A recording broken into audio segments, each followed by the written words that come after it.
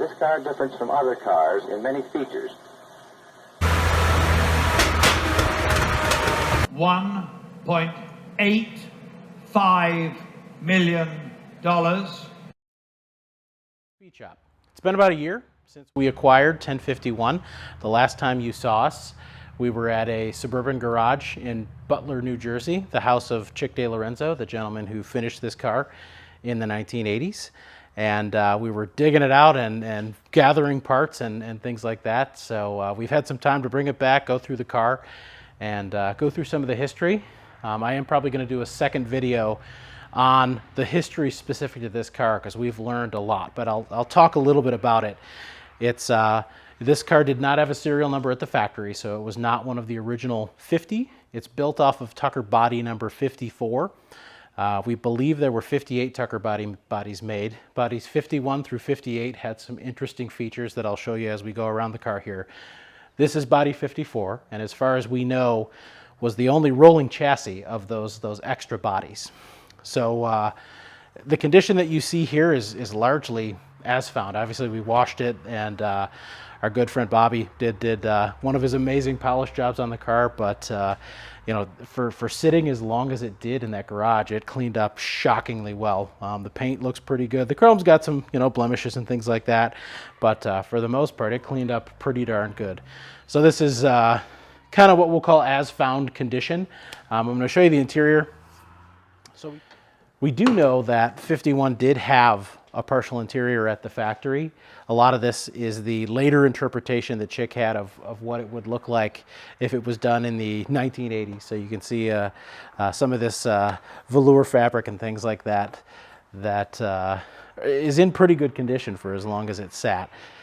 We also know that this car had a dashboard at the factory, and that this seat here is original, and a lot of the little knobs and accessories, Chick went out of his way to find Tucker specific stuff. So still a little bit of work to do in here, but Chick did a pretty good job of really making this Tucker. I'm going to show you underneath the hood here.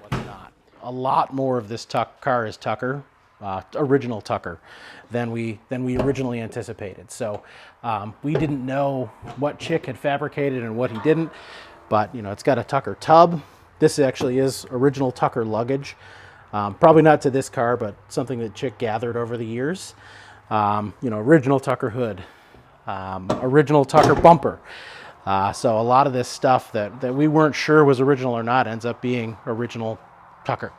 Coming around to the back here, I'll show you where most of our work happened over the last year. So our intention was to make the car as functional as we possibly could. Now, we did get a pretty good head start. Chick had done a lot of work in this area. However, from sitting as long as it did, every system with a fluid in it needed to be refurbished, cleaned out, etc. So the fuel system, we had to drain the tank, redo all the fuel lines, redo the carburetor. The cooling system, everything basically had to be redone. Chick did do a very good job of storing it. It had antifreeze in it, which is good because the components didn't crack and freeze. It did corrode quite a bit, especially in some areas where that old aluminum doesn't really do well with modern coolant, so we ended up replacing some of those parts that had corroded away. The brake system, we had to go through everything. New lines, new master cylinder, everything had failed, so that stuff is all brand new. As you look at some of the features of this car, I'm going to point you really far into this fender here. So as we look underneath, you can see that that's all Tucker. It's got Tucker frame, it's Tucker suspension.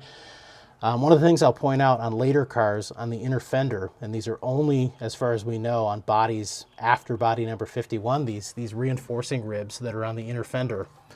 I'm going to show you a picture at the Tucker factory, which we think is body number 57, and you see those ribs. Probably something they were doing based on some testing that they had done to figure out that it wasn't as rigid as they would like there, but pretty neat feature, and we're able to tie that back to pictures back in 1948. Close this up here. So it is a functional vehicle now. It starts, it moves, it shifts, which as anyone that's ever worked on a Tucker will know is quite the challenge. So I'm going to show you how the transmission in a Tucker works. Now, we do think that the Tucker Corporation had planned to ultimately go with the Tucker-matic automatic transmission. That only made it into one car. The rest of the cars got what's known as a Tucker Y1, which was Tucker's version of the pre-select transmission, or when they ran out of transmissions, such as this car, the Cord transmission from the mid-1930s, the same transmission that was in the 810 and the 812. It works through a combination of electronics from the shifter here on the column and vacuum from the engine. So it's pretty... So like I said, I've got to build some engine vacuum to get this to shift first. You're going to hear me rev it up, then I'll shift, and then you'll see the transmission move.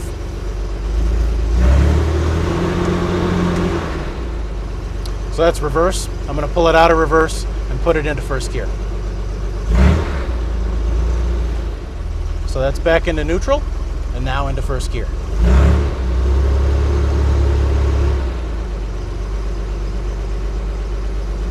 All right, and back into neutral. So pretty neat technology for the 1930s.